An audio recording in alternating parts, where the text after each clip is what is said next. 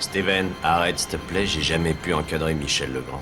Salut Ciné, votre rendez-vous avec le cinéma qui, comme vous tous, s'apprête à tourner la page des années 2010 et à se projeter à pleine balle dans une nouvelle décennie pleine, n'en doutons pas, de rire, de joie, d'émotions diverses, de films superbes, généreux, inattendus, de réalisateurs inspirés, talentueux, de projets ambitieux, mais aussi forcément de bouses sans nom, de franchises insipides, d'adaptations désastreuses, de remakes sans le moindre début d'une idée nouvelle et de faiseurs cyniques présentés comme l'avenir brillant d'un art dont ils sont pourtant les fossoyeurs. Une décennie donc qui ressemblera par bien des aspects à celle qui se termine et à laquelle cet épisode spécial est consacré avec la crème de ce glorieux podcast venu en nombre puisqu'ils sont pas moins de 6, Daniel Andreev, Rafik Djoumi, Julien Dupuis, David Honora, Stéphane Moïsaki, c'est Perrine Kenson. J'ai réussi à le dire sans tousser. C'est Nos Ciné, épisode 214 et c'est parti. Tu fais un amalgame entre la coquetterie et la classe. Tu es fou. Enfin, si ça te plaît. Alors, histoire que ce soit pas trop le bordel, et même si ça va l'être quand même sans aucun doute, on a décidé de rationaliser un peu les choses et de décréter de façon totalement arbitraire 8 catégories qu'on va balayer ensemble. Je vais le donner d'emblée, que vous sachiez, vous qui nous écoutez, à quoi vous attendre. On aura donc dans l'ordre le meilleur film de la décennie, le pire film de la décennie, la révélation de la décennie, qu'il s'agisse d'un réel, d'un acteur, d'une actrice, etc., etc. Le film le plus surcoté de la décennie, le plus gros fou rire de la décennie, le film qui aura le mieux incarné les années 2010, le moment le plus émouvant de la décennie cinéma, et enfin la meilleure mort de la décennie au cinéma. Évidemment, vous avez le droit et la possibilité de justifier ou non votre choix à chaque fois, assez brièvement, si possible qu'on n'y passe pas toute la nuit. Et on va commencer sans coup faire rire par le meilleur film de la décennie. Mais je ne sais pas du tout qui va commencer. Tiens, Julien Dupuis, tiens. Oh oui. Ah, pour une fois. On va faire le tour. En fait, ce que je vous propose, je pose une règle. Vas-y. On va faire le tour à la table comme ça. Et après, on repart dans le tour. Ça, c'est pas très radiophonique. J'en ai rien à foutre. Je vous explique à vous. Voilà. Faire le tour de table comme ça, vous voyez. Donc, on fait le tour de la table d'abord dans le sens horaire, puis dans le sens anti-horaire. Faites le tour de votre table à vous pour. Voilà. Vous pouvez déjà perdre du temps. On n'a même pas commencé à parler de cinéma. C'est incroyable. Julien, le meilleur film de la décennie. Ouais, alors moi, j'ai pas préparé, donc ça va être un peu à la walla. Je vais dire n'importe quoi, puis j'aime pas. Moi, les classements, les trucs, les machins, ça me fait chier. Moi, les Oscars, tous ces conneries. Le premier film qui te Non, je vais mettre Happy Feet 2 en meilleur film de la décennie. Pourquoi je le mets ? Parce que je sens qu'il va y avoir Fury Road partout et tout. Je vais le mettre parce qu'il est moins connu, parce que je pense qu'Happy Feet 2 fonctionne de façon assez en symbiose en fait finalement avec Fury Road sur plein d'aspects. Parce que je pense que c'est un film qui n'a pas été assez vu en salle, parce que je pense que pour moi en tout cas c'était une expérience de cinéma en relief monumental, et je trouve que ça fait partie tout ce qui est. Enfin, je trouve que parmi les grandes problématiques de ces années 2010, il y a eu un côté extrêmement réactionnaire dans l'attitude vis-à-vis du cinéma. C'est-à-dire qu'on a fini les années 2000 avec Avatar, avec le retour des grands écrans, le retour du relief, la création fondamentale de ce qu'allait être le cinéma virtuel. Et tout ça a été, je suis en train de casser le matériel, mais tout ça a été un peu détricoté en fait durant les années 2010. Alors on voit bien, la 3D aujourd'hui n'a plus aucun poids. Il est de bon ton de dire que la 3D c'est dégueulasse. On préfère pas le voir comme ça. IMAX a complètement dévoyé son parc de salles. Aujourd'hui, voir un film en IMAX, ça veut plus dire grand-chose en fait. Il n'y a pas aucun des nouveaux formats qui ont été proposés n'ont réussi à faire école.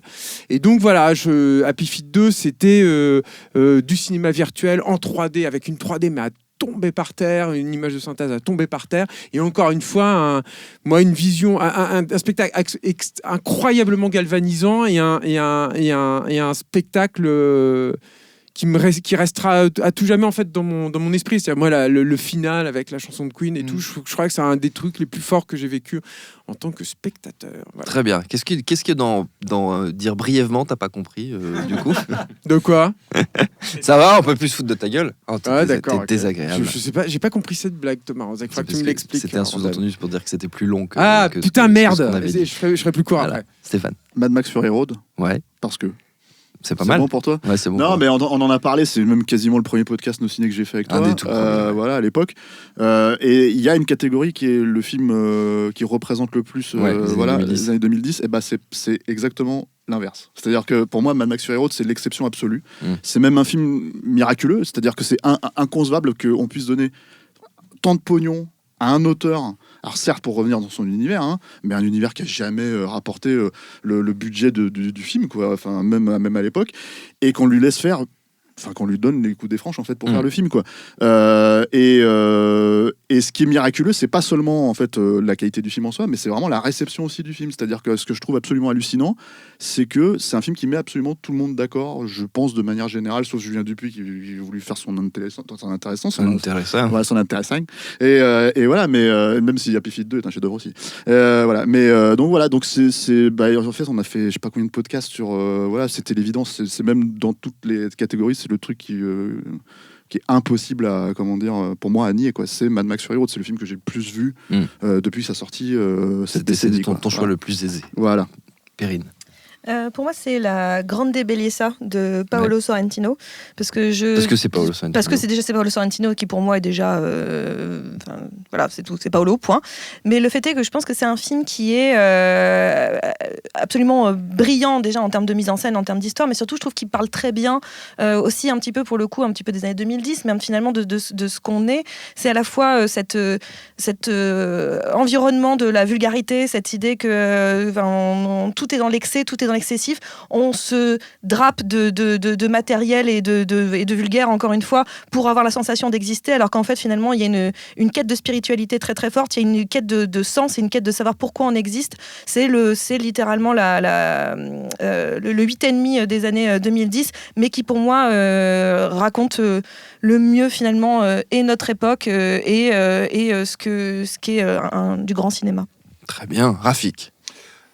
Donc sans surprise, Mad Max Fury Road, évidemment. Mais ce qui est intéressant, déjà, je remercie vraiment Julien d'avoir remis Happy Feet sur les rails. Ça m'a fait plaisir. Serviteur, comme il dirait. Déjà parce que je vais complètement dans son sens sur la gémellité absolue entre Happy Feet 2 et Mad Max Fury Road. Et en même temps, je continue à m'étonner que ça ne soit pas évident pour tout le monde aujourd'hui de dire que ces deux films-là sont vraiment... quand avant la sortie de Mad Max Fury Road, je me rappelle qu'on était déjà sur Internet, on s'amusait à faire des comparatifs de plans entre Happy Feet et Mad Max. On savait à l'avance que ça allait dans cette direction. Mais aussi parce que il a rappelé ce que peut être le cinéma, et c'est peut-être aussi ce qui m'a manqué dans cette décennie-là, c'est qu'en général les chefs-d'œuvre sont toujours des films qui nous disent le cinéma ça peut aussi être ça. Il nous ouvre une porte sur on savait pas que ce média pouvait se plier à cet exercice, et c'est la seule fois où je l'ai ressenti vraiment dans la décennie, d'un film qui me dit je peux faire ça. Tu croyais pas que c'était possible, et ben ça l'est. Et il faut se rappeler de ce qu'a été la réaction d'un nombre incalculable de cinéastes confirmés à l'époque de la sortie. Les mecs étaient stupéfaits, pas seulement parce que le film était sur un plan rythmique, musical, thématique, tout ce que tu veux, d'une perfection d'orfèvre, mais aussi, mais on peut. Enfin, vraiment, il y avait un côté, même chez les grands, même chez des Edgar Wright, etc., il y avait un côté, mais comment c'est possible? Ça relève presque de la sorcellerie, ce qu'il a réussi à faire d'un point de vue, et là, je parle vraiment artistique au sens profond du terme, c'est-à-dire de fabrication de la matière. Et c'est quelque chose qui a été...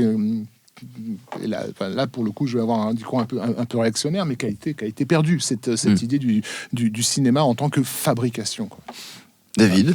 Ouais, pour moi, c'est une décennie personnelle un peu de désenchantement vis-à-vis du cinéma, et j'ai passé trop de temps dans cette émission. J'ai vu trop de mauvais films pour cette émission. À cause de moi.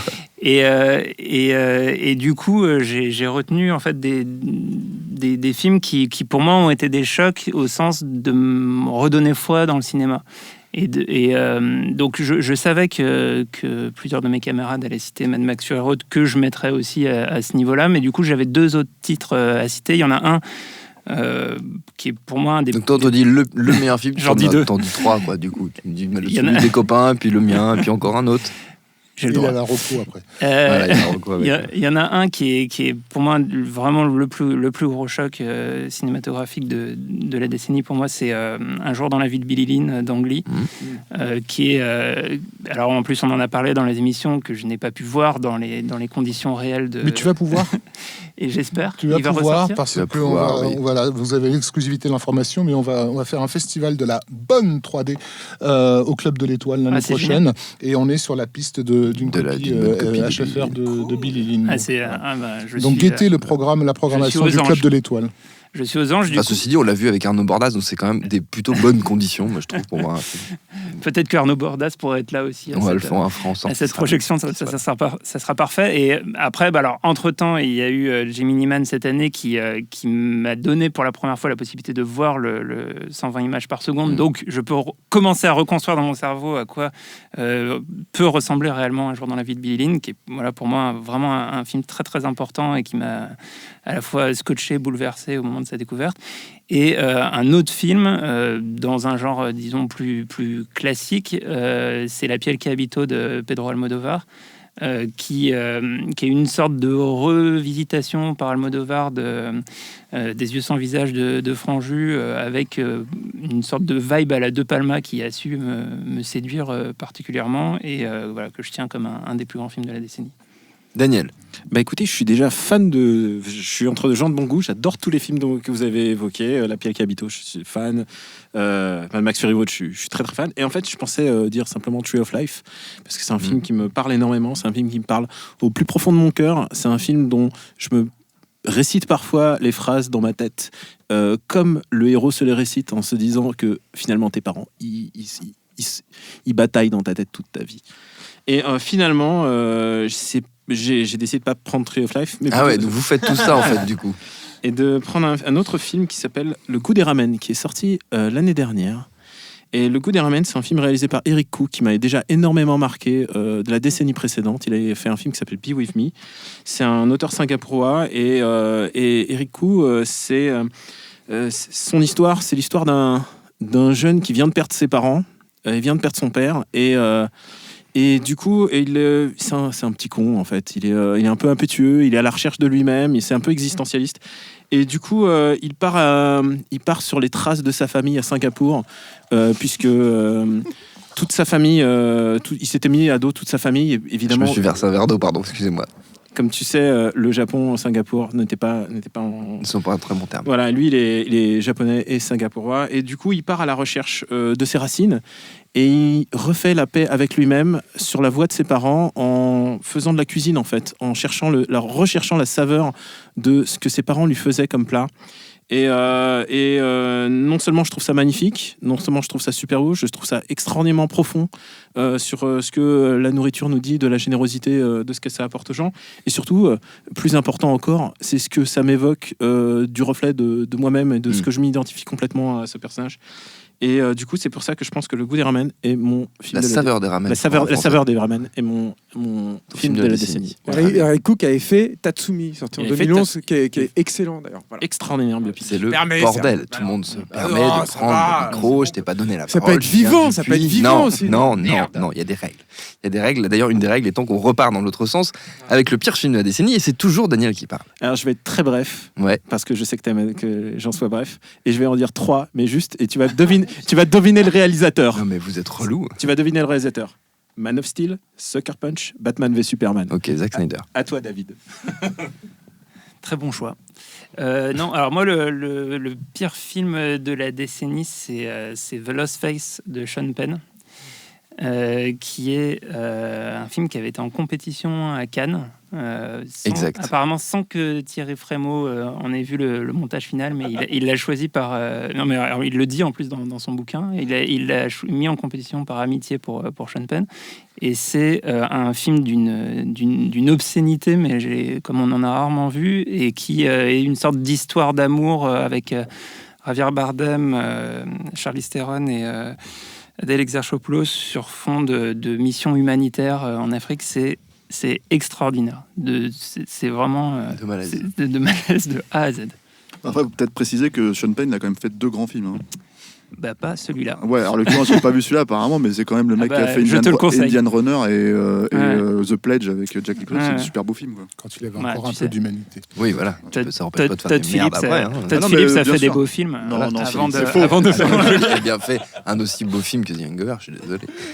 Rafik. Alors, mon pire film de la décennie n'est pas en soi le pire film de la décennie, c'est juste une petite crotte, mais c'est ce qu'il a représenté en fait. Mais ça, c'est le film qui représente les années 2010. Non, ce qu'il a représenté de mauvais. De mauvais, très bien. Okay. Non, il s'agit d'Avengers, le premier, donc de 2012. En fait, c'est le premier film dont on a parlé parce que on l'a découvert en projection de presse, donc avant qu'il ne déboule sur les écrans, et durant le film, j'étais absolument totalement convaincu que tout le monde allait trouver ça normalement à chier. Ça m'a pas traversé l'esprit que les gens puissent apprécier sincèrement. Et quand à la fin de la projection, je me suis levé et j'ai vu les visages en fait dans la salle des gens qui étaient authentiquement et sincèrement ravis du spectacle qu'ils avaient vécu. Là, je me suis dit, on a un gros problème. Et je pense que les années suivantes n'ont fait que suivre ce sentiment que j'ai eu, qu'il s'était passé quelque chose, le public était disposé à accueillir une certaine forme de blockbuster qui a été lancé avec celui-ci et qui a mené à toute cette vague dont Nos Ciné s'est fait une spécialité. Tout à fait, dans la joie et la bonne humeur et la décontraction. Perrine Kenson. Ton pire film de la décennie. C'est pas non plus le pire film en soi. Il y avait tout un tas de films que j'aurais pu citer, comme United Passion, qui est vraiment un de mes préférés, film fait pour l'UEFA, absolument extraordinairement mauvais. Mais c'était facile de taper sur ça. Donc l'idée, c'était plutôt de prendre un film qui, pareil, c'est ce qu'il a créé derrière qui m'embête. C'est Interstellar de Christopher Nolan. Ah waouh. J'aime pas du tout le film, mais ça c'est dans mon coin à moi. Mais surtout, ça m'inquiète un peu que ce film-là soit considéré comme l'un des plus grands films jamais faits de tous les temps, parce que je trouve que c'est que de la posture en permanence. Déjà, la musique, elle est trop forte de Hans Zimmer, mais c'est de la vraie posture. Je trouve que c'est un cinéma. Tu parlais tout à l'heure d'une décennie de désenchantement. Pour moi, c'est un cinéma de la non-émotion totale, c'est-à-dire du soi-disant pur intellect, sauf que ce n'est pas intellectuel du tout. C'est un film, c'est un épisode de C'est pas sorcier en beaucoup moins bien, beaucoup moins fun et en beaucoup moins intéressant. Sans jalousie. Donc non, j'aime pas du tout l'idée que d'un seul coup, ça devienne le maître étalon de ce que doit être du cinéma de blockbuster ou de grand spectacle. Si c'est ça, ça m'inquiète un peu. Très bien. Stéphane? Rafik m'a piqué mon pire film de la... C'est pas grave. Hein, de la décennie. C'était tout l'idée de sachez ceux qui nous écoutent que vous n'avez pas partagé vos listes avant. En fait, on peut discuter... ouais, voilà. Non, on n'a pas le temps. On peut discuter effectivement sur les pires films. Tu vois, on en a fait plein dans nos ciné. On a fait La Momie, on a fait le reboot d'Hellboy. Il y a plein de merdes en fait qui sont sorties, ça c'est clair. Mais en fait, il y en a aucune qui a déjà eu cet impact. Et surtout, qui, pour moi, en fait... alors, là où je suis pas d'accord avec Rafik, j'ai pas le même rappel, en fait. Je me rappelle pas de la même manière, le même souvenir, en fait, de la projection de presse. C'est que comme les gens étaient morts de rire pendant tout le film, je me suis dit c'est un problème, parce qu'en fait ça plaît, et moi le problème, c'est quand je regardais ce truc là, je comprenais pas en fait les gags. C'est-à-dire j'étais vraiment en train de regarder un film où je me disais quand Hulk balance une patate à Thor, tu vois, après avoir défoncé une créature, tu vois, je me rappelle m'être tourné, j'étais avec Arnaud Bordas, et je me tourne, je me dis pourquoi. Et en fait c'est surtout tout le monde avait l'air d'avoir compris, et pas moi en fait, puisque tout le monde était mort de rire. Et du coup, il y a cette logique, c'est-à-dire que ça pourrait être aussi un film représentatif en fait des années 2010, mais cette logique de désacralisation du mythe, qui est quand même un peu ce que fait en général ce réalisateur absolument abject que je ne supporte pas, qui est Joss Whedon, et cette désacralisation du mythe en fait, qui là en fait a pris des proportions, c'est-à-dire que non seulement on savait que t'as plus besoin d'être un bon shooter en fait pour faire un blockbuster qui cartonne, t'as plus besoin en fait d'avoir quelque chose à raconter, parce que globalement c'est quand même 1h30 de mecs qui sont dans un vaisseau spatial, et les 45 minutes où ils se tabassent dans New York, quoi. T'as plus besoin de tout ça. Et surtout, enfin voilà, c'est un film qui a donné le là en fait pour dire le blueprint en fait, pour dire voilà, Marvel c'est censé être ça maintenant. Et on a chié sur Marvel en fait depuis maintenant quelques années. Mais à la base, Marvel, quand tu lis les comic books, c'est magnifique, c'est superbe, c'est la nouvelle mythologie actuelle. Donc je veux dire, c'est ça qui me désole complètement avec ce film-là, quoi. Et donc oui, on peut effectivement se dire que c'est pas forcément le pire film de la décennie, mais pour moi, si, c'est quand même le pire film de la décennie. Avec le Joker, d'après toi. Il le garde pour tout à l'heure. Julien. Je suis désolé, ça fait un peu pensée unique, mais j'ai envie de dire Avengers aussi. Pas encore une fois par le film, mais j'ai passé des beaucoup plus mauvais moments, moi, au cinéma que devant Avengers. Hein, mais pour encore une fois, ce que le film a représenté, ce qu'il a initié dans les grands studios, et toute la merde qui a découlé, c'est-à-dire même des trucs comme La Momie, tout ce qui s'est passé à Godzilla 2, tout ça. et aussi donc cette posture par rapport aux matériaux, c'est-à-dire cette façon de satisfaire les réseaux sociaux, parce que ça a manifestement une place très importante en fait dans les dictats des studios aujourd'hui, et en même temps sans en avoir l'air, sans avoir l'air d'y toucher. C'est-à-dire que je pense que moi je prête pas, pour moi Joss Whedon c'est pas le grand diable incarné, mais je pense que c'est un petit malin, et je pense qu'il y a eu un truc dans cette posture de petit malin qui lui a permis de se sortir d'un truc qui scénaristiquement était hyper compliqué. Je veux dire, tout le monde, moi je me souviens avant Avengers, on avait écrit des trucs sur ça, et je crois que c'était même Robert Downey Jr. qui avait dit là ça va être chaud quoi, je sais pas comment ils vont s'en sortir. Il avait expliqué, il dit bon, si tu fais un film sur Iron Man ça va, Captain America tu comprends, Thor ça va, mais si tu mélanges tout ça va être le bordel, ça va être dur quoi de faire avaler ça. Et ben moi quand j'avais vu le truc je me dis ah oui en fait ils sont fous, en fait il fait avaler avec 3 blagues, et puis effectivement tout le monde qui était mort de rire et tout, et où je me suis dit putain, si tu sacrifies tout à la blague comme ça, qu'est-ce qui reste au final? Et puis voilà, on voit ce qu'a généré en fait ce film de merde ensuite quoi. Et alors du coup j'avais un autre truc dans un autre spectre. Hein, toujours pas brièvement quoi du coup. Non mais je suis désolé, mais je vais passer vite pour le coup, mais non mais un film en fait, mon cul je vais passer vite. Un vrai film de merde dont personne ne se souvient, mais qui pour moi est finalement quelque part étendard de tous les dysfonctionnements d'Hollywood aujourd'hui, qui est la nouvelle version de Bénure de Timur Bekmambetov. Voilà, je pense que vous avez, je pense que tout le monde a à peu près oublié en fait que ce film épouvantable existait. Voilà, la fin est géniale. Où les mecs se disent bon bah on peut reprendre le film de William Wyler, et là où tu te dis bon bah il y a plus de secret, par contre il y a cette recherche frénétique de la franchise qui a bien défini cette vilaine décennie de cinéma. Très bien, formidable. Tu gardes la parole du coup. T'as à peu près 18 secondes pour me donner ta révélation de la décennie. Mais j'en ai pas en fait, j'en ai pas trop. Super, non, casse-toi. J'ai juste gardé quand même. J'ai gardé David O. Russell parce que c'est un mec que je suivais de loin. J'avais bien aimé Les Rois du désert, mais pour moi dans les années 2010, pour le coup, le mec il m'a soufflé et plus d'une fois quoi. Il a commencé avec Fighter, Happiness Therapy. Moi j'avais été complètement soufflé. American Bluff, tout ça. Moi je trouve qu'il y a un truc. Joy c'était super aussi, voilà. Et lui je trouve, voilà, je me suis dit mais il sort d'où d'un seul coup? Je me suis dit ah putain il peut faire ça ce mec, c'est incroyable. Et quand même Damien Chazelle, c'est-à-dire que moi il y a ce mec Chazelle, je sais pas où il va aller, mais les 3 films qu'il a fait pour l'instant, j'ai quand même l'impression de voir qu'il y a un mec là qui est en train d'arriver, qui me propose des choses qui m'ont à chaque fois quand même vraiment emporté, avec des propositions très fortes, et voilà. J'ai fait court hein, putain. Pas mal. Je te remercie. Moi j'ai exactement le même problème, parce qu'en général une révélation c'est un réalisateur. Les acteurs, je c'est pas que j'aime pas des acteurs hein, mais je pense qu'en fait ils sont tributaires un peu de ce qu'on leur propose aussi de faire, et alors que le réal est censé plus ou moins, en tout cas pour moi ceux qui comptent, est plus ou moins censé driver sa carrière autant qu'il le peut quoi. Il y a pas un Edgar Wright comme dans les années 2000 pour moi par exemple. Du coup en fait je vais me concentrer sur une actrice qui en fait malheureusement n'a pas fait de bons films en vrai dans sa carrière, qui a été révélée dans Saturday Night Live, qui est Kate McKinnon, que j'adore en fait, que je trouve absolument brillante, parce qu'elle a vraiment ce truc en fait des plus grands personnage du Saturday Night Live, elle est complètement tarée. Vraiment, elle est complètement folle. Ça se voit en fait, et du coup, elle en joue complètement. Elle est pour moi une bouée de sauvetage dans le SNL des années 2010, parce que c'est devenu pour moi une catastrophe depuis au moins 3-4 ans, le SNL. Vraiment, enfin, c'est irregardable tellement en fait ils font plus enfin c'est même plus de l'humour à ce stade-là, c'est juste de la parodie d'un truc d'avant. Et si je devais retenir un film dans lequel elle apparaît, le film est mauvais, très mauvais, mais elle en fait elle s'en sort vraiment plutôt bien, c'est le SOS Fantôme, le reboot féminin, voilà, où elle arrive plus ou moins à maintenir son grain de folie dans un film totalement voilà, donc voilà, Kate McKinnon, mais j'espère qu'un jour quelqu'un va lui filer un vrai rôle avec un vrai film. Perrine. Si, elle est très bien dans Yesterday de Richard Curtis, mais je relancerai pas le débat. Mon Dieu. Elle l'a dit. Mais c'est écrit par Richard Curtis. Pareil, moi j'étais un peu embêtée, je savais pas trop. Donc j'en ai un peu deux, mais je vais aller très vite. J'ai Xavier Dolan, c'est-à-dire que je trouve que c'est très fort, que ce garçon en 10 ans a réussi à se faire remarquer, repérer, adorer, mis en doute, détesté en l'espace de 10 ans, a même pas atteint 30 ans. Oui. Je trouve qu'il a en soi, c'est cette espèce de comète étoile filante du cinéma, qui a été une vraie promesse de cinéma à un moment donné, puis finalement un peu agacé tout le monde. Je trouve qu'il est assez fascinant pour ça. Et sinon, c'est plutôt une actrice que je mettrai en avant, c'est Saoirse Ronan.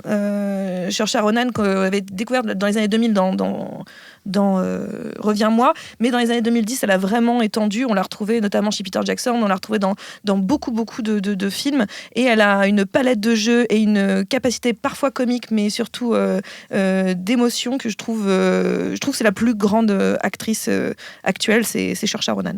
Rafik ? Alors, ma révélation, en fait, il a commencé en 2007, mais pour moi, il s'est révélé en 2012. Mec triche un peu, quoi. Oui, mais parce que... Mais t'as le droit, Rafik, t'as le droit. Saoirse Ronan, elle a commencé avant aussi. Je l'ai dit, avant 2010, je l'ai dit. Elle l'a dit. Elle l'a dit. Il s'agit de l'espagnol Juan Antonio Bayona, donc il avait fait L'Orphelinat en 2007, mais pour moi L'Orphelinat était un film, on va dire, d'excellence, juste où on pouvait se dire quand même c'est un premier long métrage, c'est impressionnant pour un premier long métrage d'arriver à ce niveau-là.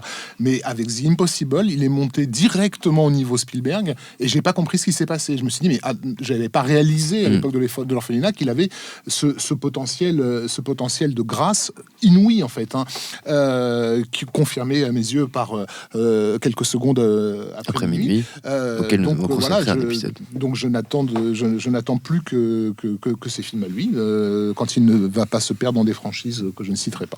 Très bien. David. Moi, la révélation que j'ai trouvée, elle est russe. C'est un réalisateur, Kantemir Balagov, qui a réalisé 2 films. Pour le moment, son premier, qui s'appelle Tesnota, m'avait complètement scotché. J'étais rentré dans la salle. Il était présenté à Un certain regard à Cannes sans savoir rien d'autre que le titre. Et c'est vraiment la découverte d'un cinéaste qui a un sens du cadre et du récit que je trouve exceptionnel. C'est un très jeune cinéaste, il a pas encore 30 ans. Et puis c'est un élève avec Tatou, j'ai oublié le nom, un élève de Sokourov, mais qui pour moi est extrêmement prometteur et qui peut faire partie des très très grands dans les années à venir. Daniel, est-ce que tu as soufflé la réponse à David ? Non, pas du tout. Au contraire, David est parfait. Moi, j'ai... Il s'est endormi. Non, mais ça va, Daniel ? En fait, je vais faire un petit café. Non, mais pareil, je fais un trio. Je vais vite. C'est 3 acteurs et actrices qui ont été marqués par le sceau des grandes franchises et qui ont survécu à ces grandes franchises, à mon avis. C'est-à-dire qu'on les a vus et dans les Marvel et dans les Star Wars et tout ce que tu veux.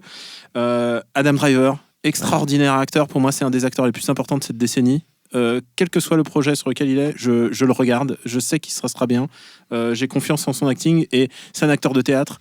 La scène de chanson dans Marriage Story, je trouve ça brillant. Michael B. Jordan, pure physicalité, je trouve que c'est un acteur extraordinaire. Évidemment, je peux faire comme vous, on l'a vu dans The Wire, mais il avait 12 ans. Et là, il confirme quand même, après le temps, qu'il peut survivre à des franchises. Il a survécu, il survit à tout, quoi. Enfin, Adam Driver, il a survécu, littéralement. Et puis le dernier acteur auquel je pensais, c'était Lupita Nyong'o, qui est quand même extraordinaire, et je pense à elle notamment dans Us, qui est un film, on peut en penser ce qu'on veut, mais dans Us, elle a une telle physicalité dans le rôle, elle a un truc qui me parle complètement, qui me glace le sang. Elle joue à la fois donc elle-même et son double, son doppelganger, et elle est extraordinaire là-dedans, et je pense que ça va être une actrice à suivre. Et donc du coup, de facto, Jordan Peele, je suis curieux de ce qu'il va faire. C'est un réalisateur qui m'interpelle. Je trouve pas tout ce qu'il fait est parfait, mais par contre, ça m'intéresse, son univers m'intéresse.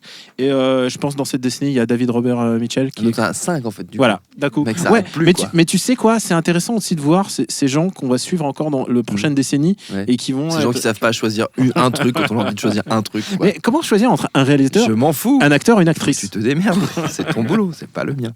Garde la parole, Daniel, pour nous donner ton film le plus surcoté de la décennie. Je vais être très bref. Vas-y. Birdman et Black Swan, voilà. Donc t'en as encore 2, quoi. Ouais, mais j'ai décidé de m'emmerder. En une phrase, en une phrase. Voilà. La même thématique, un oiseau, tout ça. Ouais, sans commentaire. Voilà. Avec les oiseaux. David.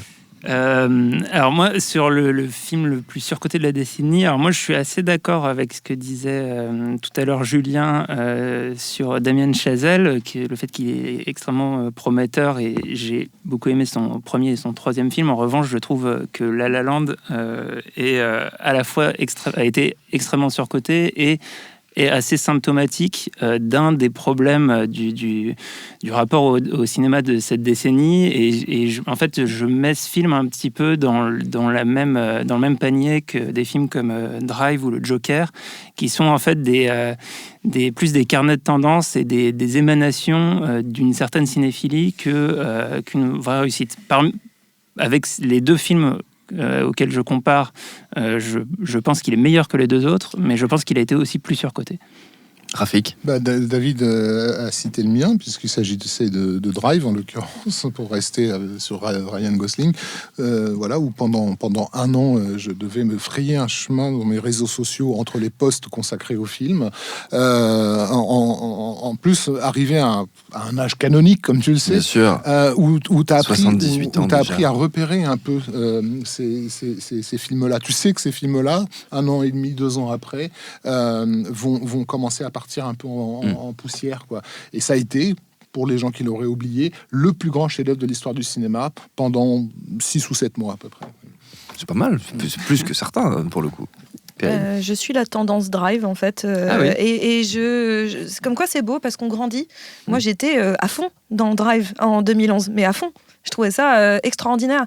Et puis le fait est qu'en effet, quand il a fallu que je repense, le film n'est arrivé que très tardivement dans ma tête. Ah oui, c'est vrai, il existe. Et je me souviens de l'engouement démentiel qu'il y avait autour de Drive et dont je faisais partie. Je m'auto-flagelle au passage. Non, c'est beau de reconnaître qu'on évolue. Mais et surtout plus que Drive en fait, c'est-à-dire c'est le mec qui va avec, c'est Nicolas Winding Refn. Et lui, en termes de surcotage, on est dans des premiers à se surcoter. Non, mais on est dans des sommets de surcotage. On recommande à ce titre son interview de William Friedkin sur les bonus de Sorcerer, je crois, c'est ça, ce qui est extraordinaire. Juste, je peux plus ce gars en fait. Donc c'est-à-dire que Drive, ça faisait encore l'illusion que non mais c'est pas mal, franchement. Et là après depuis, il y a sa connerie là, Too Old to Die Young, il y a tous ces trucs là, c'est pas possible. Donc le Drive, le point de départ, mais le vrai surcotage, je sais pas si ça existe comme mot, la vraie surcote, c'est Nicolas Winding Refn. On arrête Nicolas Winding Refn, on arrête maintenant. Tu arrêtes Nicolas. Stéphane.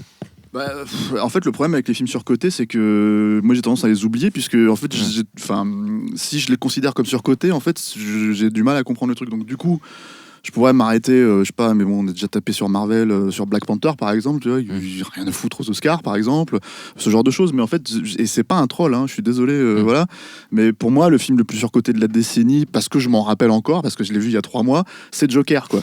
Et c'est pas pour troller les gens qui sont pas contents en fait dans les commentaires. C'est juste, non, vraiment, c'est faire plaisir du plaisir, faire partie du plaisir. De troller les. Ouais, mais en fait, non, parce que c'est la saveur du moment. En toute honnêteté, je peux chercher plein de raisons pour lesquelles les gens aiment ce film, en fait, mais elles sont absolument pas cinématographiques. Oui. Et c'est ce qui fait que pour moi, en fait, c'est un film qui est surcoté. C'est-à-dire que je mettrais ma main à couper, il y a peut-être quelqu'un qui va venir me la couper, que ce film, dans 5-10 ans, mais personne ne se rappellera que ça avait fait cet engouement absolument dingue. On dira oui, ça a fait 1 milliard, on dira oui, il y avait tous ces trucs-là, mais pour moi, c'est inconcevable que ce film ne laisse autre chose qu'une trace de pneu dans l'histoire du cinéma, quoi. C'est pas possible. Donc le truc, c'est que bon, voilà, après on dira oui, il y a machin qui joue super bien, mais c'est pareil, c'est ce qu'on disait en fait. Un bon acteur, quand il a un rôle de merde, c'est un rôle de merde, quoi. Donc voilà. Donc voilà, c'est Joker. Ok. Julien. Moi, j'ai du mal à réfléchir juste en termes de film, donc je vais me limiter à 3 réalisateurs. Et mais parce que je suis parti de la pensée unique aussi. Donc, je vais dire Nicolas Winding Refn. Ça, c'est clairement un mec. C'est le seul qui le prononce bien, vous remarquez, il se la pète. On dirait Refn, non je sais pas, il dit Refn. Je sais plus, enfin, je m'en fous de toute façon de ce mec. Et à moitié suédois. Denis Villeneuve et Zack Snyder. Blade Runner 2049, c'est vrai que c'était pas mal. On l'a oublié, du coup. Et Zack Snyder, en plus, c'est des mecs qui, moins Denis Villeneuve, mais qui sont quand même assez explosés en fait en l'espace d'une décennie, quoi. Voilà. Très bien, t'as fait super court. J'ai été pris. Je vais me faire engueuler encore. J'étais pris à rebours. Il a tout copié sur moi. Il a tout copié sur Daniel. Le plus gros fou rire de la décennie, Julien Dupuis. Je crois que je vais prendre la séquence post-générique d'un des chefs-d'œuvre de la décennie, un des rares que j'ai vu, qui est Vice Versa. Ouais. Voilà. Et puis un petit mot quand même pour 9 mois ferme de. Mec incapable de citer un seul truc. Mais j'aime ça. C'est maladif. De Dupontel, parce que Dupontel, je trouve qu'il a pas mal brillé pendant cette décennie. Voilà. Stéphane. Alors, si tu te rappelles, on avait enregistré un podcast il y a quelques temps, c'était au début de nos ciné, donc en 2016, sur un film qui est complètement oublié. Tu vas dire le même que le mien. Qui est complètement oublié par tout le monde, je pense, parce que la plupart des gens l'ont pas vu, quoi. Je sais de quoi tu vas parler. Qui est ouais, c'est celui-là. Non, est-ce que David me montre le titre en fait sur son papier?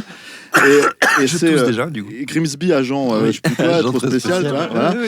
Avec cette scène absolument incroyable où j'ai le souvenir, je l'ai vu avec Julien et un autre pote qui s'appelle Gab. Tu la racontes juste parce que j'ai eu un fou rire pendant l'enregistrement. Non, mais c'est vraiment une scène, à chaque fois que je la revois, je suis mort de rire. On en a pleuré, hein, c'est clair. Et il faut quand même la raconter vite fait. Non, si, parce que les gens vont pas savoir. D'éléphant. Non, c'est pas un anus. C'est un vagin d'éléphant. Voilà, en fait, c'est comment il s'appelle, Sacha Baron Cohen et son frère, en fait, j'en oublie son nom aussi, l'acteur là, qui doivent se planquer. Mark Strong, merci. Qui doivent se planquer en fait parce qu'ils sont poursuivis et qui se planquent ils sont dans la savane africaine et ils se planquent en fait dans un utérus d'éléphant. Bon, ça c'est déjà tu te dis ok, donc ça va pas, tu vois. Et en fait le truc c'est que t'as un éléphant, une fois que tout le monde est passé, t'as un éléphant qui arrive et qui baise donc l'éléphante et eux ils sont dedans et tu te dis bon. Voilà, tu vois, c'est classique, tu vois, normal. Et là, en fait, t'as Louis Leterrier, qui moi que j'aime beaucoup, qui est un mec absolument adorable et tout. Je n'aurais jamais cru qu'il serait allé jusque là. Il te filme le tout de l'intérieur avec une bite énorme qui leur pète la gueule et tout. Enfin, et c'était mais un fou rire. Qui va jusqu'au bout. Avec mon pote Gab et tout, on n'en pouvait plus, mais on avait des larmes aux yeux. Et à chaque fois que je revois cette scène, je suis explosé. Alors c'est pas du Lubitsch. Ah non. Mais tu vois, voilà. Et je rebondis là-dessus. Mais tu grilles la place de tout le monde. Parce que j'ai choisi la même scène. Et alors? Et bon d'accord, on reviendra là-dessus tout à l'heure. Bah voilà. Non mais qu'est-ce que c'est que ce bordel? Donc il faut quand même voir le film. Faut voir le film. C'est un film qui s'est complètement planté et que personne connaît. Ceux qui l'ont vu s'en rappellent, c'est gravé dans leur mémoire. La preuve, Perrine, elle était là en train de, elle avait les flashs et tout quoi. Perrine a fait un malaise. Perrine. C'est très dur d'enchaîner après les utérus d'éléphant et les gros pénis d'éléphant, mais moi, c'est pas une séquence en particulier, c'est tout Problemos d'Éric Judor qui me fait littéralement chialer de rire, que je trouve d'une méchanceté sans nom, qui a un vrai message plutôt intéressant, pour le coup assez nihiliste, mais et peut-être en particulier la chanson de Blanche Gardin sur J'aime mes règles, que je trouve absolument... je la chanterai pas là, mais c'est une Problemos, ça fait du bien, ça purge, ça fait du bien.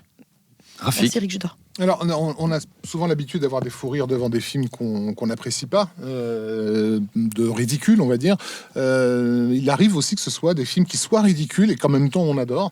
Ça a été mon cas avec Gods of Egypt, où j'ai commencé par sourire, et plus le film avançait, et plus ça s'est transformé en rire, jusqu'au fou rire, c'est-à-dire vraiment avec les larmes. Je trouve que c'est un moment de joie absolue et totale. C'est vrai. David. Alors moi, donc c'est un film, ça s'appelle Grimsby, agent trop spécial. Il y a une scène. Il faut que je vous décrive la scène. Par moult détails.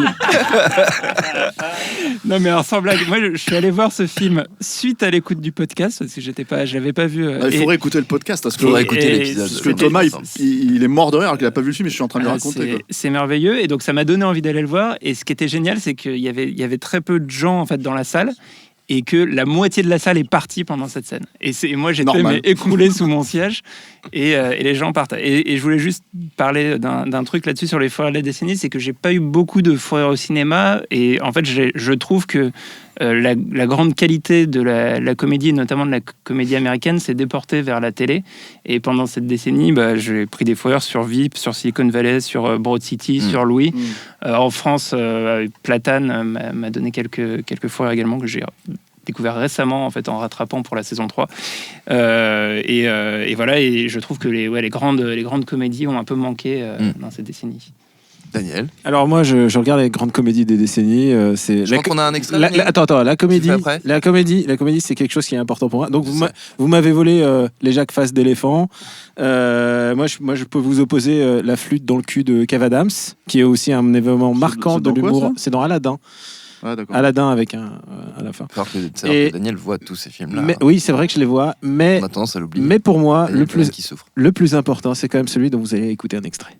Je vois que vous avez des appareils électroniques. Il va falloir les laisser ici, les amis. Allez, ma chérie, t'en as pas besoin. Non Margot, tu donnes ça. Tu lâches ça. Merde. Allez, viens faire un bisou. Éric Judor qui fait merde, qui résonne dans toute la vallée. C'est Problemos. Et Problemos, ouais, c'est vraiment... T'assumes pas, t'aurais pu citer Les Visiteurs 3. Hein. Les Visiteurs 3, j'ai rigolé. Mais Les Visiteurs... Moi, alors, pour le coup, si je peux me permettre une note personnelle, c'est un de mes plus grands souvenirs d'enregistrement de nos ciné. Ah ouais. C'est Daniel Andreev qui arrive, 42 fièvres. Il avait eu des petits problèmes de santé juste avant, mais il me dit je viens quand même. Je lui dis t'es sûr? Ouais, je viens quand même, il faut que j'en parle. Il était livide, les yeux écarquillés. On aurait dit qu'il avait fait la guerre. Et il m'a raconté pendant un quart d'heure le film, et l'enregistrement est hallucinant. C'est vrai, c'est dans les archives maintenant. C'est du PTSD en direct. Alors que tu sais que le truc le plus drôle, parce qu'il y a un moment drôle dans Les Visiteurs 3, c'est le moment où on voit le drapeau nazi en fait, de loin. Et en fait, je me suis dit mais où on est? Et à ce moment-là, j'ai vraiment rigolé. Enfin, tu te dis ça pendant tout le film. Hein. Ah, alors non, c'est vraiment la fin seulement, parce que sinon tu rigoles pas. Je me dis où on est pendant tout le film. Hein. Daniel garde la main pour nous donner le film qui aura le mieux incarné les années 2010. C'est compliqué, le film c'est vraiment le truc le plus compliqué, parce que qu'est-ce qui incarne les années 2010? On n'a pas le recul encore, et est-ce qu'on prend un film du début des années 2010? Est-ce qu'on prend un film de la fin? Et donc j'ai choisi de prendre un film de la fin, et pour moi ce film c'est Parasite, parce que Parasite c'est un film bon genou, extraordinaire, une palme, putain, c'est mérité, on a des séries de palmes assez méritées en fait d'affilée. On rigole beaucoup sur Cannes, mais en fait parfois il y a de la jugeote. Parasite, c'est le retour de Bong-Joon-ho au sommet de son art. Bong-Joon-ho, c'est un des réalisateurs les plus importants de la décennie précédente. Je veux dire, c'est un des rares qui peut mettre quand même 3 films dans les top 10 facile, entre Memories of Murder, Mover, The Host. Enfin, je veux dire, c'est vraiment un réalisateur extraordinaire. Quand il a un passage à vide, ses films sont intéressants. Ils sont passionnants. Et je pense qu'avoir des réalisateurs comme ça, c'est vraiment inespéré. C'est un mec, quand même, qui... Enfin, je veux dire, il a lancé toute la vague coréenne. C'est grâce à lui qu'on revient à des films de genre, mais qui sont en même temps des films très complexes, qui sont des films qu'on peut décortiquer. Parasite, c'est un film dont on reparlera encore pendant 10 ans, parce que les gens vont l'analyser. C'est un film extraordinaire, et si vous n'avez pas encore vu Parasite, allez-y. David? Oui, alors pour moi, il y a un film qui a préfiguré, qui est arrivé au début de la décennie et qui l'a un peu préfiguré, et que je trouve quasi parfait en tout point, c'est The Social Network de Fincher. Qui à la fois dans ce que est scénarisé par Aaron Sorkin. Enfin, je pense que sa contribution est pas du tout négligeable au film, et qui à la fois en fait dans ce qu'il raconte et dans la manière dont il raconte, vraiment anticiper la manière dont la technologie en fait a investi, y compris nos relations intimes, et en fait l'essentiel de notre manière de fonctionner ensemble. Et rapidement, un deuxième film qui est arrivé à la fin de la décennie et qui l'incarne également d'une autre manière, pour moi c'est Ready Player One, qui à la fois raconte d'un point de vue un peu supérieur entre guillemets l'évolution du cinéma pendant cette décennie, et aussi de la même manière notre rapport à la technologie, notre rapport à la fiction. Voilà, pour moi c'est ces deux films qui font la parenthèse parfaite pour raconter ce qu'ont été les années 2010. Rafik, après en plus tu vas devoir nous quitter. Oui, c'est ça triste. Sera ma dernière Rafik décède, on fera une émission hommage. Le film qui aura le mieux incarné les années 2010, pour moi je l'ai pris comme le film dans lequel les gens se reconnaîtront par rapport à ces années-là. Si on devait expliquer à quelqu'un qui n'est pas de ces années à quoi ressemblaient les années 2010, on pourrait lui montrer ce film-là. Je choisirais Vice Versa, parce que pour moi il parle très très bien et avec délicatesse du repli qu'on a tous vécu justement sous l'influence des réseaux sociaux, de toute cette technologie qui nous entoure et tout ça. Un repli qui peut être vide, mais aussi qui peut être chargé d'une nouvelle forme d'aventure, qui est d'essayer d'un peu mieux se comprendre et de savoir qui on est réellement à l'intérieur. Et j'ai l'impression qu'effectivement, en tout cas dans le monde occidental, les gens s'identifient assez facilement aux personnages qui sont mis en scène dans ce film-là par rapport à leurs préoccupations et à leur façon d'aborder simplement d'aborder la vie, en fait. Qu'est-ce que ça veut dire être, en fait. Voilà. Donc, pour moi, c'est un film qui incarne bien cette décennie. Merci, Rafik. Est-ce que tu veux nous donner, avant de partir, ton moment le plus émouvant et ta meilleure mort? Alors, mon moment le plus émouvant, je chiale rien que d'y penser, c'est, comme je l'ai dit tout à l'heure, le film de Juan Antonio Bayona, donc quelques minutes après minuit. Tout à fait. La scène qui, je pense, fait chialer à peu près 99% des spectateurs, enfin sauf Adolf Hitler, mais tous les autres. Même lui, il a vu. Et Hitler et moi, Il avait une mère. Voilà, Hitler la et scène, moi, je suis la scène désolé. entre Sigourney Weaver et son petit-fils dans la voiture, et qui est, je pense, aussi la raison pour laquelle la critique française a complètement descendu ce film absolument indispensable et inoubliable. Et ta meilleure mort, t'en vas pas, la meilleure mort. C'était le troisième Batman, il est sorti quand? Le dernier Batman 2012, ouais. Voilà, c'est 2012. ça. Je pense qu'on avait la meilleure mort de tous. De Marion Cotillard. Bah oui, Marion elle est Cotillard, magnifique, ok, bien Marion sûr, aussi. évidemment. Merci beaucoup, Rafik Djoumi. Merci d'être venu. Perrine Kenson, on en revient à ce film qui aurait le mieux incarné les années 2010. Justement, tout à l'heure, Stéphane, tu disais, pour moi, ça ne peut pas être ça.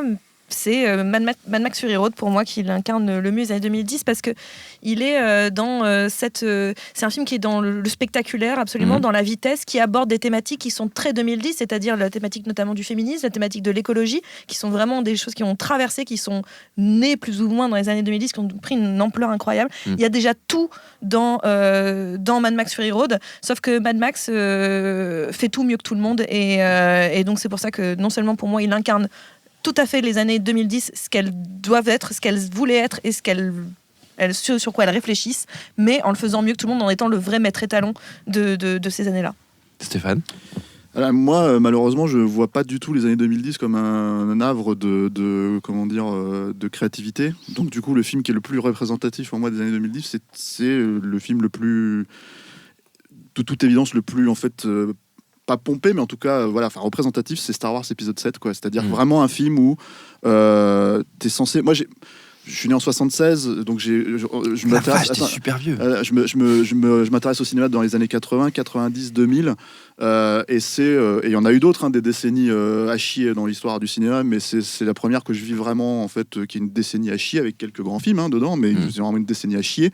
Et en fait, c'est à cause de films comme justement Star Wars épisode 7. C'est-à-dire que après, on peut considérer que c'est sympa, qu'on a passé un bon moment, etc., etc. Bon, si on veut, quoi. Moi, j'ai pas du tout de problème avec ce genre de logique, mais pour moi, en fait, ce qui est problématique avec ce film-là, c'est que on te resserre quelque chose que moi j'ai déjà vécu, en l'occurrence, et que je pense que beaucoup de gens qui ont apprécié le film ont déjà vécu avec le goût actuel. C'est-à-dire qu'il y a vraiment un truc, c'est-à-dire que on peut pas te proposer en fait un film qui aura pas d'effets spéciaux numériques ou de machin, etc., comme ça pouvait être le cas pour en tout cas le premier Star Wars, à part 2-3 passages. Mais ils le font quand même. Et du coup, en fait, il y a cette espèce de notion qui est que on pourrait croire que c'est un film des années 70-80, tel qu'il a été présenté, puisqu'il est voulu en fait dans cette conception-là. Et en fait, non, c'est un film qui est extraordinairement ancré dans sa période, parce qu'il y a que dans cette période-là qu'on le ferait vraiment comme ça, qu'il démontre exactement l'inverse de ce dont parle David avec Ready Player One, justement, mais j'y viendrai plus tard en fait sur le film. Et donc voilà, c'est un film qui est problématique pour moi et qui comme Avengers en fait pour d'autres raisons, a lancé une espèce d'onde de choc en fait pour dire voilà, c'est ça qu'il faut suivre pour que les spectateurs viennent. C'est-à-dire que pour que ce film il fasse ce carton-là, et que il y a autant de satisfaction au moment où ça soit sorti et qu'en fait tout le monde perde cette saveur entre guillemets jusqu'à aujourd'hui en fait être peu satisfait par la façon dont on boucle la trilogie, parce que c'est quand même beaucoup plus mitigé qu'à l'époque. Voilà, c'était un film tu pouvais pas taper dessus, en tout cas dans les 3 premières semaines de sa sortie, quoi. Compliqué. Voilà, et donc voilà, pour moi ça c'est un film qui est représentatif, mais c'est parce que je pense que je vois vraiment le truc du mauvais côté de la lorgnette, voilà. De la serrure. Ouais, c'est une question très compliquée pour ça. Ouais, non, c'est une question pour moi qui est très compliquée parce que je sais pas trop ce qu'on entendait en fait par là. Disons que si et t'attends le jour de l'enregistrement pour me le dire. Non, mais si on entend parce que ce qui a été culturellement les 2010, je suis à 300% d'accord avec David Honora. C'est-à-dire que le Social Network et puis Ready Player One, oui, c'est parfait. Enfin, je trouve que même il faudrait faire une étude comparative des deux films pour voir comment ils dialoguent et ils se répondent, quoi. Il y a quelque chose. Et après, de façon très intime, je m'épancherai du coup pas dessus, il y a Gravity et Claude Atlas qui représentent parfaitement ce qu'a été cette décennie de merde pour moi. Très bien, c'est une belle manière de le dire. Voilà, mais pas totalement de merde, mais voilà, mais de merde aussi. Le moment le plus émouvant. Du coup, je vais rester sur Claude Atlas, qui est le monologue en fait de Somni 451 à la fin, qui me fait pleurer à chaque fois et qui pour moi en plus Claude Atlas, c'est un film qui a été hyper important en fait sur cette décennie. Stéphane? Ouais, moi il y a quelques trucs, hein, je me permets parce que je sais pas, j'ai cité qu'un seul film à chaque fois plus ou moins. Notamment dans Grimsby. Donc tu dis que tu vas faire mal faire. Non, je vais pas faire un truc parce que c'est vrai qu'il n'y a pas forcément, il y a pas forcément énormément de films et à la fin celui que je vais garder c'est pas forcément celui qui est le plus émouvant, mais c'est celui qui peut-être me touche le plus. Il y a effectivement Monster Calls dont tu as parlé, Rafik. Il y a Ready Player One qui est la scène finale en fait dans le grenier. Parce qu'en fait c'est une scène qui t'invite à te rappeler justement en fait en écho à ce que je disais tout à l'heure de pourquoi t'as aimé en fait une certaine culture à une certaine époque et pourquoi t'as besoin en fait de t'aimer toi pour grandir à travers cette culture et l'oublier, enfin pas l'oublier mais en tout cas la chérir comme une partie de toi et non pas avoir besoin de la retrouver à chaque fois en fait comme un espèce de placebo. Et c'est ce que c'est Star Wars épisode 7, un film placebo, voilà, et ça je trouve ça hyper touchant en fait, hyper beau en fait de voir ça, mais la scène en fait que je retiendrai, qui est encore une fois pas forcément la scène la plus émouvante mais qui m'a vraiment cueilli dans ce film là en fait à ce moment là, c'est la scène finale en fait, le poème final en fait du Territoire des loups en fait, et le moment où Liam Neeson, le personnage de Liam Neeson qui donc c'est un survival le film, va en fait se confronter à la nature en fait, à la créature entre guillemets mythologique qui est le loup, se rappeler d'un poème de son père en fait, que son père lui citait quand il était sur ses genoux en fait, quand il était enfant quoi, et qui est un poème en fait sur l'idée de combattre en fait, c'est-à-dire l'idée de tenir coûte que coûte face à la vie en fait, face à la nature, face à tout ça, et que le film se termine en fait, et je spoil, je suis désolé pour ceux qui l'ont pas vu quoi, que le film se termine sur un statu quo, c'est-à-dire que ne pas savoir en fait qui a gagné entre le loup et Liam Neeson parce que c'est pas ce qui est important, ça donne encore plus de résonance en fait à ce poème là quoi. Et du coup c'est un film que j'aime beaucoup, que j'adore vraiment, qui a plein de problèmes ici et là en fait, parce que c'est un film dont ça se voit qu'ils avaient un budget limité, que voilà, etc., mais qui emporte complètement tout sur son passage en fait, à ce moment là en fait, avec ce final là quoi. Perrine.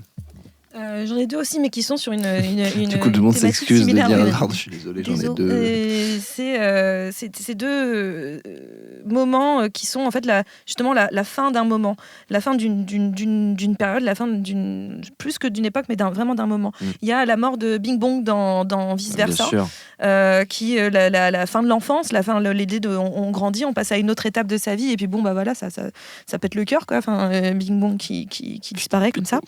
Et la toute fin de Anomalisa de Charlie Kaufman et Duke Johnson, auquel nous avions consacré un épisode. Et à la fin de ce film, le personnage qui était parti en séminaire, vivait une possibilité, il entrevoyait une autre vie, quelque chose qu'il pouvait faire. Il avait un moment dans sa vie et il rentre chez lui, il est avec cette espèce de marionnette qu'il a entre les mains qu'il veut offrir. Et il regarde ça et il se voit lui en fait, cette idée de devoir faire l'acte, de devoir refaire semblant, de devoir rejouer un rôle dans lequel il l'est et dont il n'a pas saisi la chance d'en sortir, et de revenir dans sa vie, dans son quotidien, et avec le cœur brisé totalement. Et Marie dit d'en parler, moi j'ai le cœur brisé de voir ça. C'est un très très très grand film, Anomalisa, on n'en parle pas assez. C'est vrai, on l'avait dit d'ailleurs dans ce podcast. C'est comme ça qu'on dit, je crois. David. Alors moi j'ai eu plusieurs moments. J'en ai 18. Ouais, non, mais 18, pas beaucoup 18. Je vais en citer qu'un seul. Ok. Mais je dis que j'en ai eu plusieurs qui sont des moments très précis, des scènes spécifiques. Et en fait, j'ai retenu un film qui m'a fait un effet vraiment, vraiment très spécial et très, très puissant. C'est un film qui n'avait pas trop été vu, qui est un film de Nicole Olofsner qui s'appelle en français All About Albert. Et le titre original, c'est Enough Said.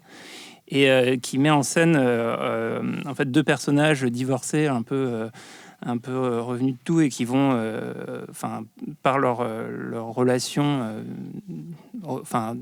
dépasser un peu les problèmes qu'ils ont eu dans leur vie. Et ils sont incarnés par, selon moi, les deux plus grands acteurs de l'histoire récente de la télé américaine, James Gandolfini et Julia Louis-Dreyfus. Et James Gandolfini était mort quelques semaines avant la sortie du film. Et en fait, il y a une scène où il s'assoit sur les marches devant la maison, qui est la scène qui a été utilisée pour faire l'affiche du film. Et à partir de cette scène, je me suis effondré en larmes, quoi. Je recommande par ailleurs tous les films de Nicole Olofsner, qui est assez méconnue en France, et qui est une réalisatrice qui fait un cinéma qui est un peu dans la veine des meilleurs films intimistes de Woody Allen. Et elle arrive à saisir quelque chose de l'intimité de ces personnages que je trouve extraordinaire. Et ce film m'avait bouleversé. Moi, mon moment le plus bouleversant de l'enregistrement de nos ciné, c'était quand on avait parlé de Roma et qu'il y a eu un moment où David Honora a eu la voix de David Honora s'est étranglée en parlant d'une scène. Et ça m'avait bouleversé. Je tenais à le dire à ce micro. Merci pour tout. Daniel. Maintenant que tu me parles, ça me remonte là. D'abord, j'ai appris avec tristesse que j'étais Hitler parce que j'étais pas ému par le film de Bayona. Mais écoute, c'est pas grave. Écoute, merde. J'assumerai cette proximité. Et aussi une autre chose. Par contre, Hitler a beaucoup aimé Visiteur 3. Hein. Par contre. Et alors, tu fais bien de le dire. Tu fais bien de le ramener. J'ai parlé de Saveur des Ramen qui déjà m'a bouleversé. Tree of Life. Rien que le trailer de Tree of Life me fout en sanglots. Et en même temps, je me suis fait voler ma reco que j'ai été inscrite, puisque moi, je voulais parler de ce moment émouvant. Moi, c'est The Grey, donc le territoire des loups, et je te rejoins complètement, en fait. C'est-à-dire que moi, j'y suis allé comme un gros bourrin en me disant « Ouais, ça va être Liam Neeson qui va se taper contre des loups ». Et en fait, c'est pas du tout ça, le film. C'est un problème existentiel. C'est des hommes pris dans la neige et qui vont mourir les uns après les autres. Et c'est justement ça, l'affrontement. C'est qu'est-ce qui reste de ta vie ? Qu'est-ce qui reste de ton affrontement ? C'est un film sur le deuil. C'est un film magnifique. Et du coup, je suis bouleversé à chaque fois par The Grey, à chaque fois que j'y pense. Quoi. Et voilà. Ouais. Putain. Et on checkera en sortant. Juste pour dire, pour un film récent et qui est presque dans une reco, Marriage Story. Marriage Story, bien sûr. Et Marriage Story, il y a cette scène où Adam Driver est dans un bar, il est entouré de tous ses amis, donc tu vois, normalement, c'est la bonne ambiance.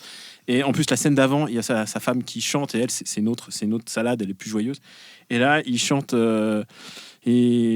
cette chanson Being Live, qui est une chanson qui vient d'une comédie musicale des années 70, et qui se rapporte évidemment, c'est un reflet sur sa propre vie, puisque le personnage se rend compte que la vie en couple, ça vaut le coup d'être vécu. Enfin, tu vois, il y a tout un ressenti. Et moi, j'aime pas les morceaux musicaux dans les films. Alors, je te dis, Frozen 2, j'ai eu du mal. Et là, tout d'un coup, Adam Driver, il me chante un truc sur la vie, sur l'existence et sur ses aspirations de la vie. Et il le chante devant ses amis avec le lâcher prise complet. Et moi, ça me bouleverse complètement. Je m'attendais pas à être fauché comme ça à la fin de l'année par un film. On fait notre dernier tour de table en attaquant la meilleure mort de la décennie au cinéma, et c'est Daniel qui commence. Je vais en faire qu'une. Wow. Et je vais en faire qu'une. C'est la plus importante, c'est celle de cette année, parce qu'il fallait en prendre une représentative. Et je pense qu'on parle pas assez des grands films à nos cinés. Et donc, c'est un film qui s'appelle Alien Crystal Palace. Un film réalisé par Ariel Dombal. C'est la scène de la mort d'Ariel Dombal. Et alors, je recommande à tout le monde, c'est Direct to Nanarland. C'est un chef-d'œuvre du nanar et cosmogonique, puisque c'est un film qui est quand même une vaste branlette entre Ariel Dombal et Nicolas Kerr.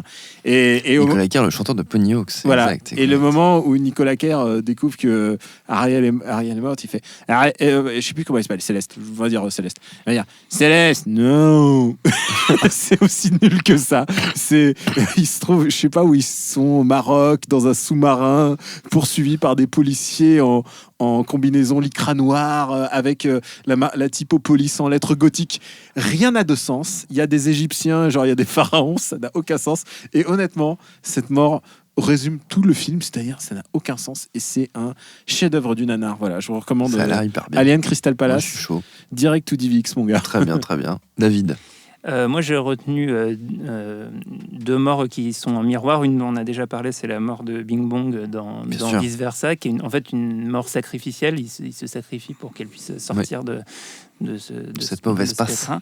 Et qui fait écho à un autre grand film de la décennie, c'est la mort de George Clooney, qui se laisse aller dans l'espace, dans Gravity. Et voilà, qui sont deux scènes qui en plus renvoient à une autre scène de Mission to Mars dont on a déjà parlé dans des épisodes de nos cinés. Et voilà, en fait, quand on s'attache aux personnages, on peut être touché par leur mort, ce qui est un problème, par exemple, avec Star Wars. On en parlait dans un autre épisode, vous aurez la ref. De toute façon, ils peuvent pas mourir. Perrine Kenson. Moi, c'est dans Hérédité de Henry Astor. Vraiment Parce qu'il y a cette. Mort par décapitation. Voilà, il y a cette idée un peu à la Hitchcockienne, c'est-à-dire un personnage qu'on pense depuis le début qui va être le personnage central, et hop, au milieu du film, on nous le dézingue. Mais c'est surtout la manière dont on nous le dézingue, c'est-à-dire, on est dans une voiture, on est à l'avant de la voiture, la gamine sort la tête et on ne voit rien, on entend juste un bruit sourd.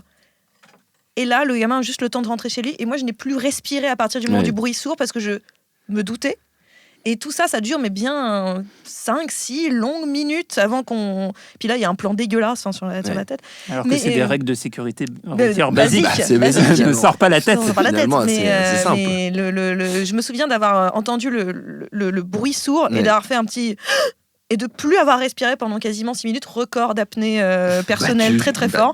Mais non, ça m'a interloqué et j'étais très contente de voir ça. Non, pas de voir ça, mais je trouvais de voir ça. J'ai trouvé que c'était très. Je trouvais que c'était une scène cool. Très réussi en termes de mise en scène de mort. C'est une scène traumatisante, effectivement. Stéphane. Bon, alors là, le problème, c'est qu'en fait, je me suis vraiment posé la question de qu'est-ce qui fait une bonne scène de mort, en fait. Et du coup, mine de rien, comme on est dans une décennie assez pauvre, on va dire, y compris en films risqués, c'est difficile d'en trouver une. Voilà, il y a un film qu'on n'a pas cité, que j'aurais pu citer dans les scènes émotionnelles, en fait, parce que j'ai envie de faire une petite citation, c'est Pacific Rim, notamment la scène de Tokyo. Dans les scènes émotionnelles, c'est aussi une des scènes, voilà. Et il y a la scène d'un kaiju qui se fait défoncer, en fait, à bout portant avec un bras mécanique qui est absolument génial. Il y a aussi, j'ai envie de faire une petite note sur, je vais spoiler, je suis désolé, la toute fin du dernier Rambo, là, où il ouvre littéralement le cœur d'un mec et lui arrache, en fait, pour lui montrer, en lui disant voilà ce que tu m'as fait, quoi. Ce qui est absolument, comment dire, tellement Z et en même temps complètement couillu, parce qu'il faut faire confiance à Stallone pour dézinguer des enculés, quoi. Mais en fait, je vais citer en fait excuse-moi, c'est quand même un enculé, hein, le mec. Et en fait, bref. Et donc, en fait, le vrai truc, c'est la scène finale de Once Upon a Time in Hollywood. Oui. Il faut aussi faire confiance à Tarantino pour défoncer des gens dans ses films. Et cette scène au lance-flamme, en fait, vis-à-vis des... voilà, je vais pas spoiler parce que Julien l'a pas vu. Voilà, donc voilà. Bouche les oreilles, d'ailleurs. Et en fait... Ah, tu te bouches les oreilles, c'est bon, alors. Et en fait, du coup, cette scène, en fait, je trouve absolument géniale, parce qu'en fait, c'est plus ou moins Tarantino qui est en train d'expliquer que toute la violence dont on l'a reproché, je l'avais dit dans un autre film, je crois, quand on a enregistré... il en rajoute. C'est Tarantino, en fait, qui explique aux gens, non, la violence, c'est cool, j'en fais ce que je veux, et c'est ma violence qui bute les vraies personnes, en fait, les vrais criminels, quoi. Voilà, donc il y a un sens derrière et elle est plutôt cool, quoi. C'est bon, Julien, on a fini.